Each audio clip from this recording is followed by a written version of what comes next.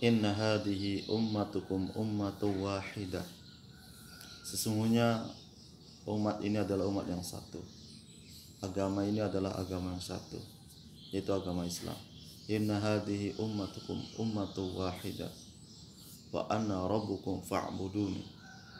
Allah berfirman, aku adalah Rabb kalian, maka sembahlah aku saja. Kita umat yang satu, umat Muhammad sallallahu alaihi wasallam.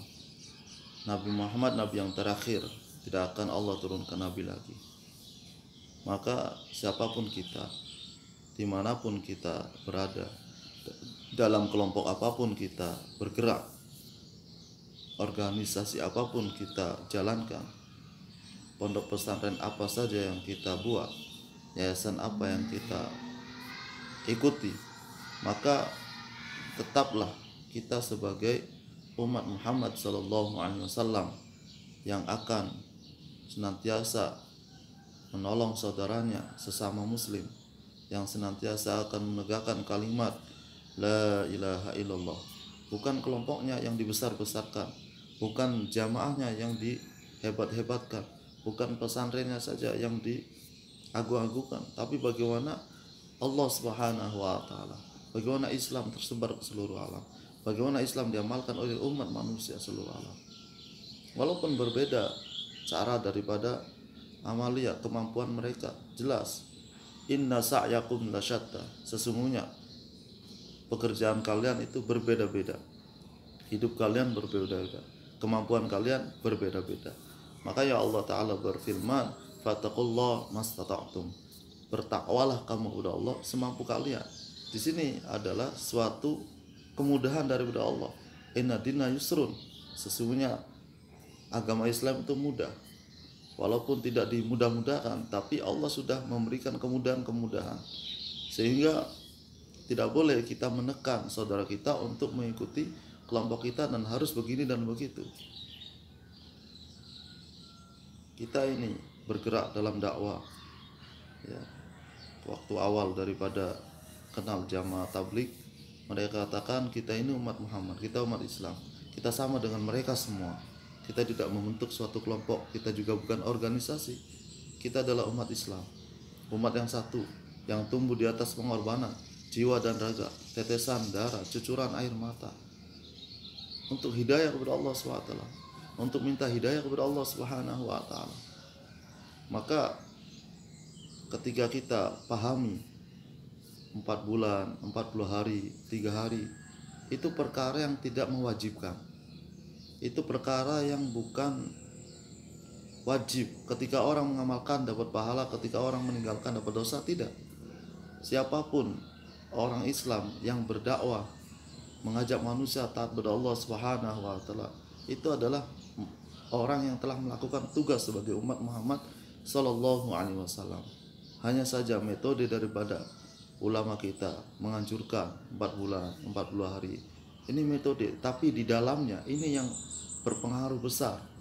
Program di dalamnya inilah yang menjadikan asbab daripada hidayah Allah Subhanahu wa taala.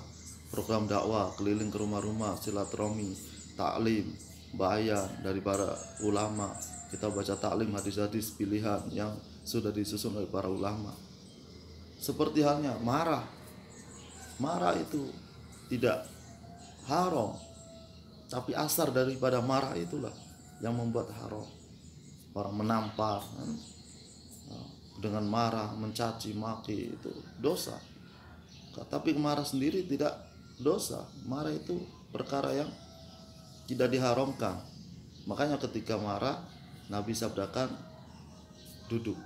Ketika duduk masih marah, berbaring. Berbaring masih marah, wudu. Wudu masih marah, sholat. Ya, untuk menenangkan daripada jiwa nafsu yang bergejolak. Ya. Ketika kita beda dengan kita program 40 hari, di dalamnya ada program yang di situ asar daripada hidayah. Orang terketuk, orang preman didatangi, orang jalanan didatangi, orang-orang yang di rumah didatangi, orang-orang yang nggak pernah ke masjid didatangi, bahkan orang yang sering ke masjid juga didatangi. Artinya sesuai dengan kondisi dan keadaan. Semua organisasi apa saja kita dekati, kita rangkul, selagi dia masih kalimat la ilaha illallah, meyakini bahwa tidak ada yang berhak disembah selain Allah Subhanahu wa taala, itu saudara kita. Kita bukan kelompok khusus, tapi kita adalah umat Islam. Sama dengan halnya mereka-mereka umat Islam yang lainnya. Kami tidak akan menyalahkan mereka, kami tidak akan mencaci mereka, tapi kami akan menyatu dengan mereka. Kami akan mendukung mereka dengan program-program untuk meningkatkan amal-amal kaum muslimin di seluruh dunia.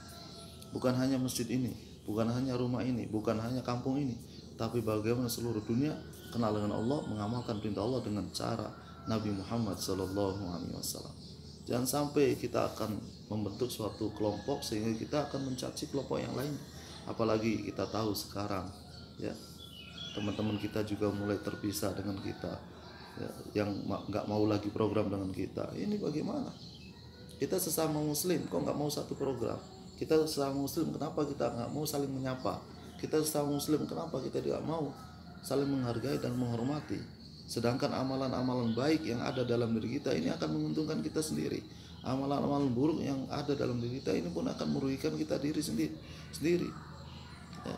Kalau kita bisa mencegah amalan buruk orang lain, maka itu suatu keuntungan. Kalau kita bisa mengajak orang lain agar berbuat baik, maka itu suatu keuntungan.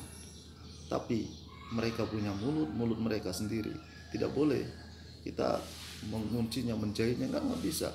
Nggak mungkin kita mencegahnya. Hanya kita bisa mengingatkan, hanya kita bisa menasehati.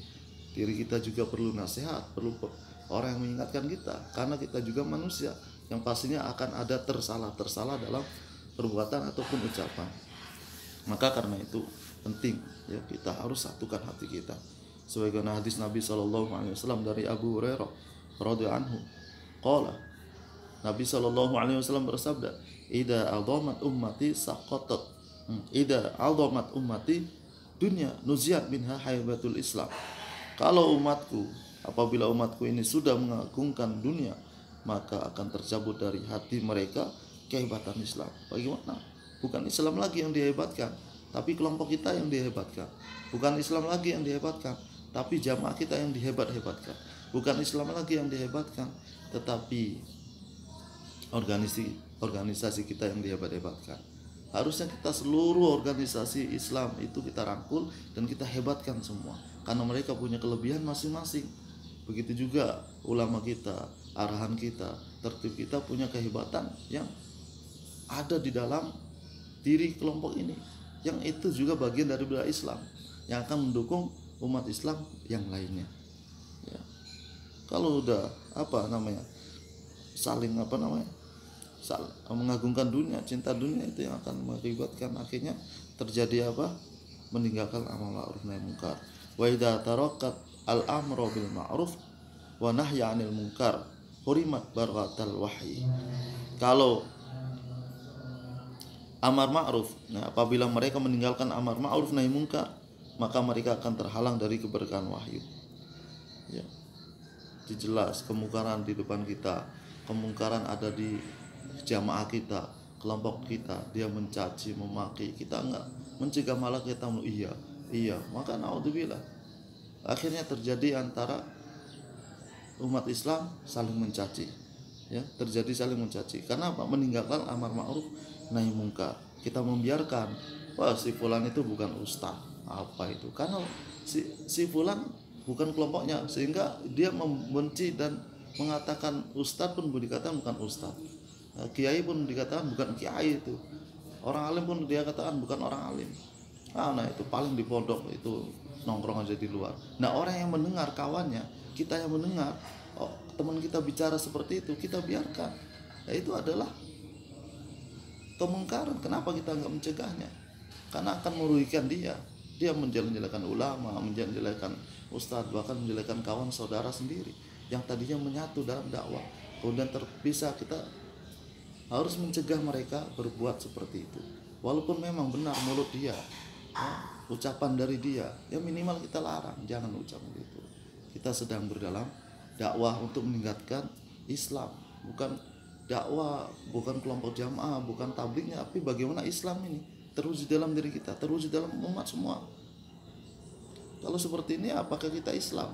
Mencaci ulama, Kita jamaah dai tapi mencaci ulama, menurut Islam nggak baik. Mencaci ustadz, kiai, antum bilang dia bukan kiai, apa dasarnya? Nggak boleh, walaupun dia bukan arahan, satu arahan, dan kita tetap muliakan mereka karena mereka dari pesantren. Sudah ya, kalau sudah meninggalkan amar ma'ruf nahi munkar, akhirnya apa? Wa idza tasabat ummati saqatat min ainillah. Ini yang terjadi. Apabila umatku saling mencaci, maka jatuhlah mereka dari pandangan Allah Subhanahu wa taala.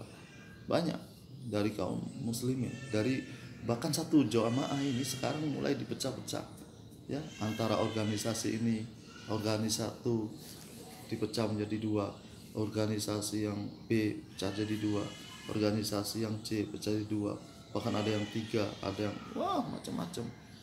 Pak, ini intinya bagaimana umat Islam ini terpecah oleh setan dan hawa nafsu ya. Orang-orang yang tidak suka dengan kebaikan jelas adalah setan ya. Setan itu adu mubin, musuh yang nyata.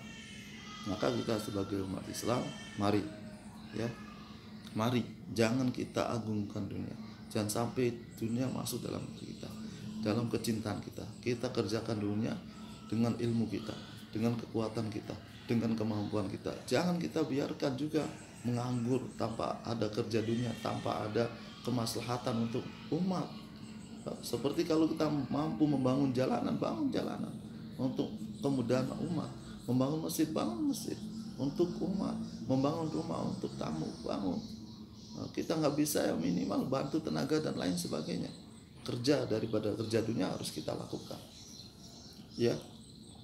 Kemudian kita harus amar ma'ruf nahi munkar. Dan yang ketiga, jangan saling mencaci. Ini ilmu. Kita balikan saja, jangan cinta dunia, jangan tinggalkan amar ma'ruf nahi munkar. Kita harus kerjakan amar ma'ruf nahi munkar. Kemudian jangan saling mencaci ya. Kita harus saling memuji, saling melihat kebaikan ya. Kalau keburukan ya kita musyawarah. Kalau tidak bisa diselesaikan, kita harus berpisah dengannya. Ya sudah, jalankan. Tapi ingat, kita ini umat Islam, umat yang satu. Ya, dia umat Islam, kita juga Islam. Dia berdakwah, kita juga berdakwah. Mereka bersilaturahmi, kita juga silaturahmi. Dan jangan sampai ada kebencian dari hati kita untuk mereka. Jangan sampai. Kita harus terus menyapa kebaikan, terus wujudkan kebaikan dari diri kita. Karena yang Allah nilai adalah diri kita masing-masing. Siapapun dia, kalau dia baik maka tetap akan Allah nilai baik. Siapapun dia, kalau dia buruk maka Allah akan nilai buruk. Bukannya perbuatannya, hatinya juga Allah nilai. Hati-hati. Karena itu pikiran, ketenangan. Karena Allah pandang itu hati dan amalnya. Ya. Kita ini manusia yang jelas ada salah dan lupanya, perlu diingatkan oleh orang lain.